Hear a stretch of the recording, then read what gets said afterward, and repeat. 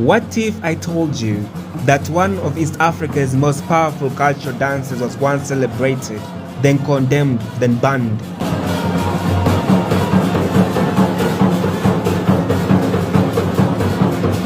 What if the movements people call immoral today were once sacred lessons taught to prepare women for marriage, adulthood, and power? This is not just a dance story. This is a story about culture, colonial morality, modern judgment, and a community fighting to define itself. This is the story of Baikoko.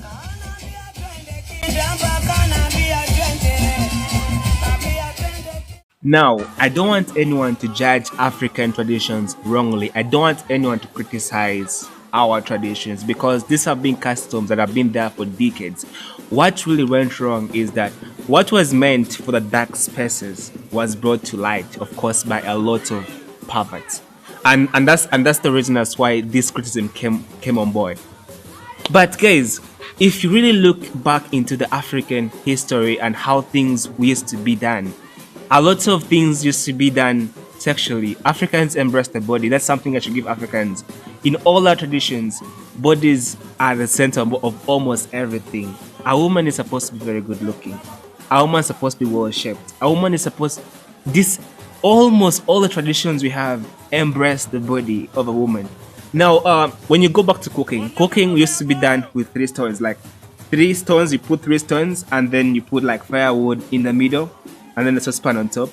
And there's no chair. You have to either kneel or there's no squatting, guys. You have to kneel.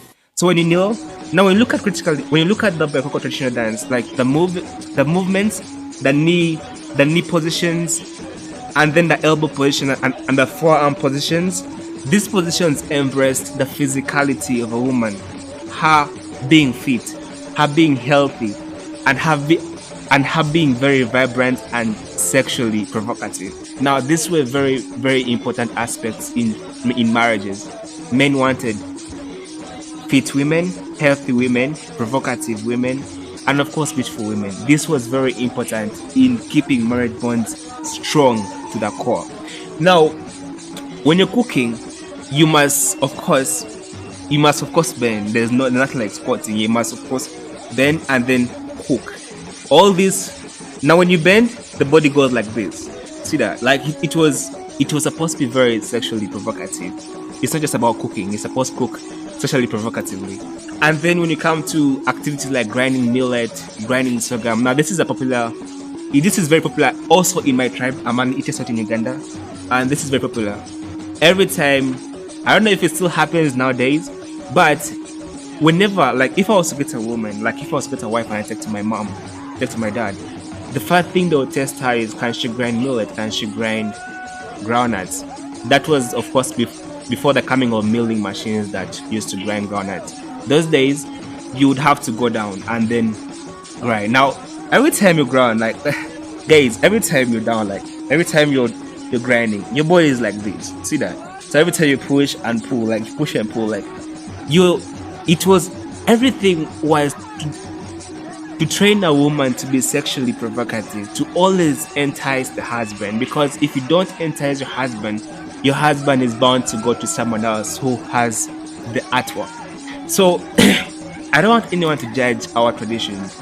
These are traditions that people used to protect marriages, to keep women fit. Of course, definitely you can't do those positions if you're not fit.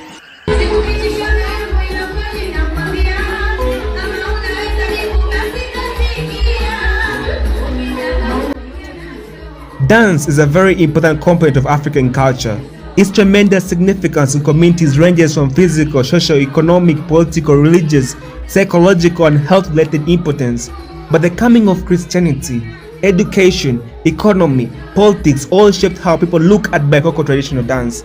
In this documentary, we uncover how Baikoko came to life, the obstacles it faced, and why it carries high significance importance to the people of the coast of Tanzania.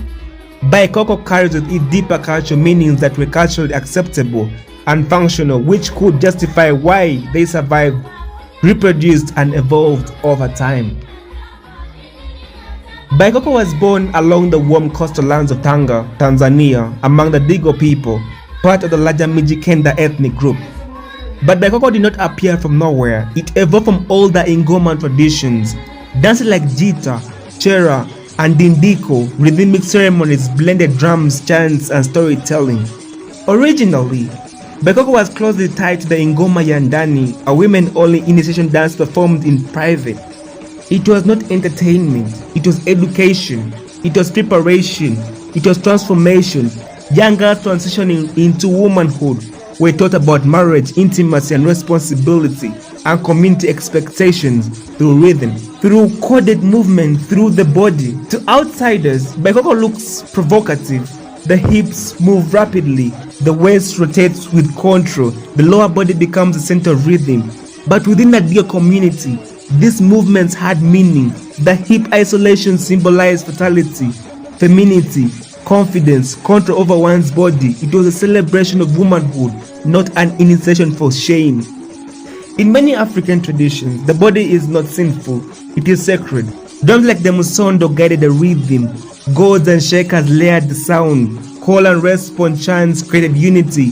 Baikoko was community therapy, community bonding, community education. It was performed at weddings, coming of age ceremonies, celebrations, social gatherings. It strengthened identity, it strengthened belonging. So what changed? Urbanization, modern entertainment culture, and the collision between African tradition and imported morality. As Baikoko moved from private initiation spaces into public performances like halls and festivals, it began to shift. The context changed, the audience changed, and once something sacred becomes public, interpretation changes. Colonial influence had already introduced strict Christian and Islamic moral codes into East Africa. Movements once seen as educational were now labeled indecent. By the late 20th century and early 2000s, Baikoko performances in some areas faced restrictions. Authorities and religious leaders criticized it. Some regions discouraged or outright banned public performances, arguing it was too sexually suggestive. But here is the question: was the dance immoral, or was the lens viewing it distorted? Baikoko is not alone. In Ivory Coast, Mapoko was banned for similar reasons.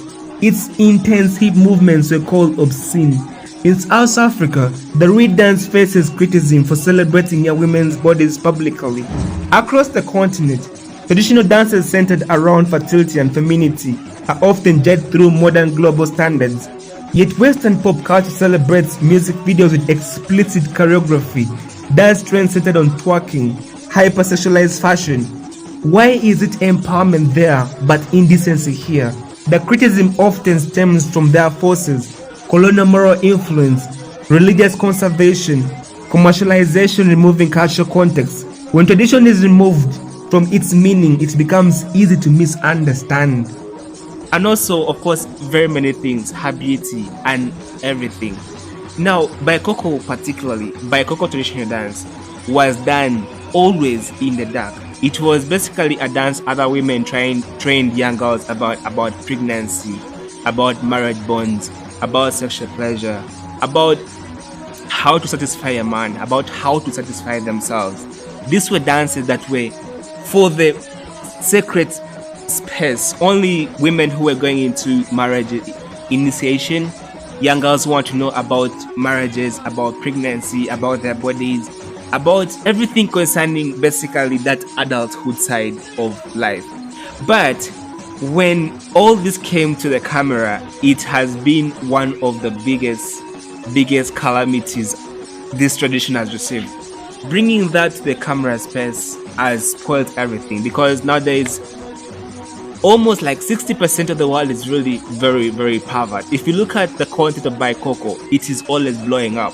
But I don't really think that people really look at the tradition basically. People look at just the body positions, the provocativeness and everything. So that is why everything has gone wrong. Now, very many guys have criticized Baikoko. So many people have criticized Baikoko for very many reasons, saying it's very provocative, very immoral, very, very controversial to public spaces. But guys, what do you expect from a tradition which was meant for the dark spaces? This tradition wasn't meant for the camera. This tradition was actually a custom practice to initiate young adult girls into marriages, to train young girls about marriage issues, to train them on how to make their men happy, of course, on issues of pleasure, to train young girls about respect, about being provocative, about being always beautiful and enticing for your man. Now, very many people are struggling with marriage issues, and this is the reason very many people have run away from African traditional practices that help them learn how to embrace a man, how to keep a man, how to pleasure a man, how to pleasure yourself, like how to keep the marriage bond very, very powerful. Now, guys, don't get me wrong. Pleasure is one of the most important things in a marriage. If you're not good in giving pleasure to your man, trust me, your marriage is at stake, because there are lots of very many people out there who actually do pleasure for as a business. So always you as a person, always make sure that you're able to fully be very good in bed. Now, when you look at Baikoko dances very, very keenly, there is a knee dance where the person goes on their knee and then they just dance on their knees. And then there is a position of the elbow where they go on the elbows, and then there's a portion of the forearm. Now, all these things well, first of all, the most important thing about this was being fit as a woman. It was part of the Boko culture. A woman was supposed to be fit because a fit woman was a beautiful woman in those years. A fit woman who could do all those was a woman who was seen as very fit and very beautiful from the man's side and man's perspective of view. So every time a man could come back home, one of the things they would test a woman to do is they would tell her to cook. And always, men of those days wanted fresh food, so he wanted to see you cook. So every time a man goes to cook, so every time a woman goes to cook, like she goes to grind the millet, she goes to grind the groundnuts, he would sit behind her and like admire her. And of course, guys, don't get me wrong, African women have always had good bodies because of their traditional practices. I'm a Ugandan and an intersect by tribe. And in Uganda, I can assure you that there's so many tribes here that train women how to be good looking, how to be wet, how to be fit in bed. So many things. There's so much traditions in in Africa, in Uganda. Very many African countries have these traditions. Africans embrace the body so much, and it's a reason as why if at any point this ever gets out there, if at any point these practices fully come out into the camera, they're going to receive very big criticism. I can give you one simple practice. One of the practices that is very, very crazy is of course the labia pulling by the Baganda women. Now, very many people only look at the sexual part of it. Very many people say that this woman can make a man more pleasured when she's pulled. But away from all that other information, one of the most important things behind this labia elongation was so that a woman won't feel pain. She won't tear during giving birth, because this was a very big problem. Very many people would lose lives during giving birth. So this was a custom which was practiced to protect and of course preserve a life of a person who was pregnant and during giving birth. So all these African traditions and customs had a very good reason. Outside every criticism, very many people criticize what they see, not the foundation of why something is happening. So when you look at Baikoko very well, Baikoko was actually a tradition which was meant to train girls how to keep marriages, so that they won't have broken marriages. To train girls how to be provocative, because no matter what you say, a man is a man. A man needs to always admire his wife. If you stop being the person he admires, there's so many angels out there. It will definitely go out there for another person. So this tradition was to prepare young girls for the marriage world, the adult world. So this tradition should not really get the criticism it's getting. It was banned in 2015 for whatever reason, saying it's very immoral. But of course, the biggest mistake was putting the tradition on camera. This was a dance which was supposed to be sacred. It was preparing particular people, not everyone. You can't prepare the whole world for marriage. It was a tradition to prepare young girls to enter the marriage initiation and of course system. So the biggest problem was putting everything on camera, and I guess that's where everything really fell apart. Anyway, I want to give you another insight. Actually, when you look at Mapuku, very many people claim that twerking developed from Mapuku because Mapuku basically is a twerk dance of the hips, movement of the waist, the buttocks, and everything. It was basically said that Mapuku developed twerking. And of course, guys, you've seen very many of these body positions in very many things like gymnastics, yoga. So I really can't find the reason as why this is getting the criticism it's getting, because this is actually almost everywhere. Very many aerobic practices, the yoga practices, gymnastics, all came from these African practices. So I'll say the sexual part, the marriage part, it also embraced the physicality of a person, the mental health of a person, the health of a person, being physically fit. This was one of the most important things also behind the Baikoko traditional dance. People were supposed to be fit. You cannot do the things those women are doing if you're not a fit person. You cannot be able to do what they're doing if you're not physically okay. So now guys, honestly, I've always told my friends that I have never crushed on a white girl. I've never really crushed on a white girl. And I'll tell you why. Guys, Africans are very provocative.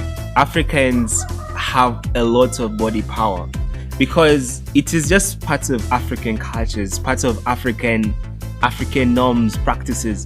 Women have really good bodies. This is not plastic surgery. This is just a raw, natural body.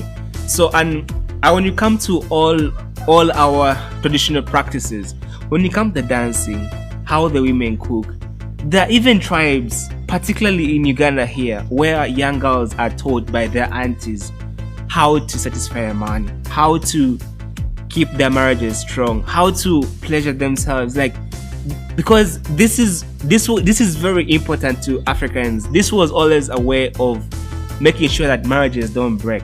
Now, very many people who have diverted away from these practices have actually found it very hard to keep marriages, because a man is naturally a man. Very many men, as a woman, you must always make sure you look beautiful towards your man. You must always make sure that you're enticing.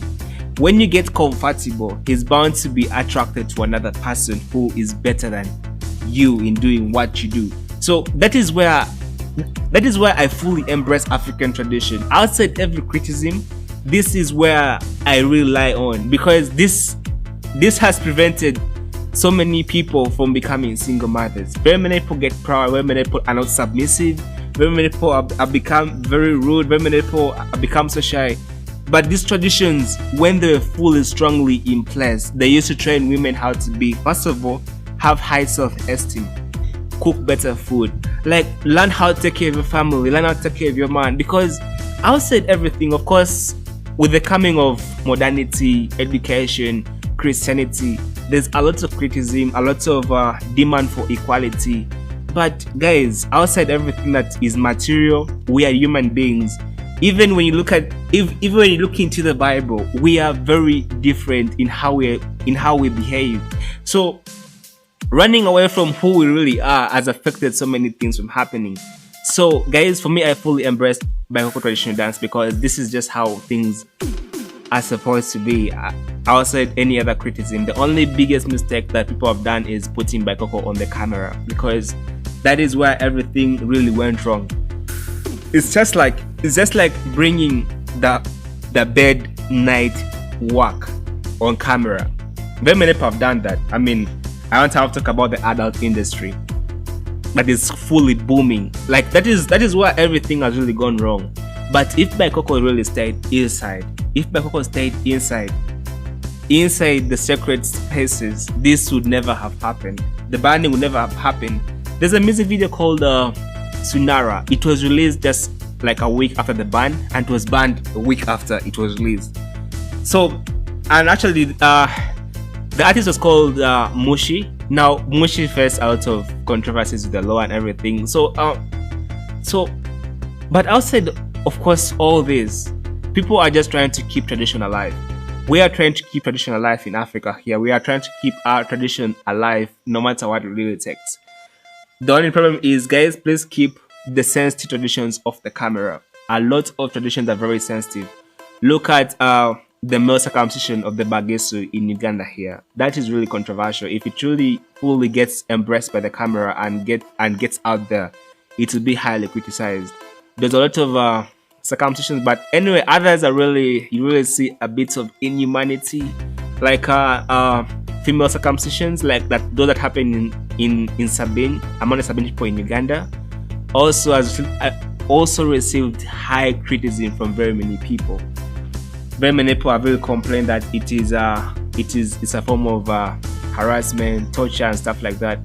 So, but outside everything, a dance is not supposed to be seen as controversial. These are just practices that teach young girls to prepare themselves for puberty, pregnancy, how to prepare themselves, keep marriages, protect themselves, be healthy. Guys, forget about everything that has really been seen. When you look at nowadays gymnastics, a lot of things have been embraced from African practices.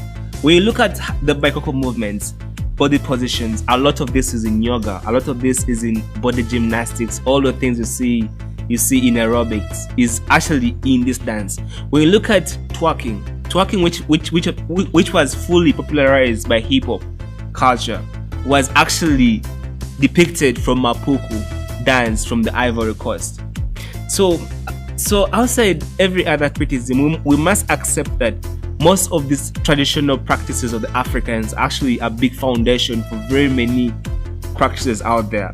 Mapuku brought to life the gymnastics and everything and twerking. Baikoko came from Mapuku. So outside every other criticism, we must embrace tradition. These traditions that need to be respected. These are African traditions that carry meaning, that carry customs together with them. It's just a woman exposing her self-awareness, just a woman exposing how confident she is with her body. It's just a woman showing how powerful she is. It's just a woman trying to protect her marriage. It's just a woman trying to teach another girl how to keep her mind, how to make sure that the family never breaks. So all these African traditions were packaged fully to bring to life a generation that then have single mothers, a generation that has stable families, a generation where women are happy, men are happy. But of course, outside everything else, when Christianity came in, when modernity came in, when every other culture came in, of course, cultural diversities came in. Nowadays you're in a country, but the country is like a planet. Like, you have so many traditions. You have the Germans, the Americans, you have the Chinese, the Japanese, and everyone is going to come with their perspective. That is something people must accept. Everyone is going to come with their perspective based on their religion, their beliefs, what they're exposed to, their experiences, what they believe in. All the things are going to come with a lot of criticism. So the best thing Africans should do with those very sensitive traditions, most times I've looked at things like the reed dance of the Zulu people. That also has gotten a lot of criticism, a lot of controversy on the internet. So if a dance or a traditional practice is very, very sensitive, please keep it off the camera to preserve it. Because some of our practices are really criticized. They really come out to the public space. Anyway, guys, if you've come this far, please subscribe and like, comment, share, and tell a friend that please, our traditions of Africa must be respected, protected, and also embraced, because these traditions had a reason as to why they stood the test of time. Baikoko is going to be here for life because it has been embraced by very many festivals and very many different entertainment houses.